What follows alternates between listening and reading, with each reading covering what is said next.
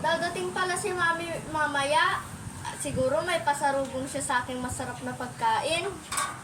Anak, nandito na ako. Tulungan mo ako. May pasalubong ka sa akin.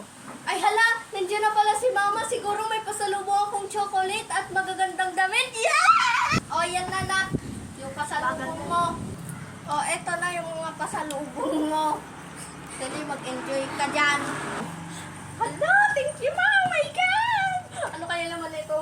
Hala, ano kaya yung tumutulog na yun? Parang ano, buksan ko na nga eh. O Mars, nandito na ako. Kamusta ka sa bansang pinuntan mo? O ito, may pasalubong ako sa'yo. Di ba, paborito mo to at nagkikrave ka na ito sa ibang bansa. O dali Mars, kunin mo to. O ito na Mars, yung paborito mong halaman. Maraming salamat! O, ito na Mars yung pinakagusto mong halaman. Ay, salamat Mars. Thank you dito ah. O man, nandiyan na naman yung mga kumari mo. Baka meron pa akong chocolate dyan na matitira. Huwag mong bigay lahat, ma. Oo naman, Nak. Ikaw pa ba? May tinira pa nga ako dyan na KitKat mo eh. Marami pa yun. Mas masarap pa sa mga binigay ko sa kumari ko. O ito na, Mars, yung pinakamaganda mong halaman.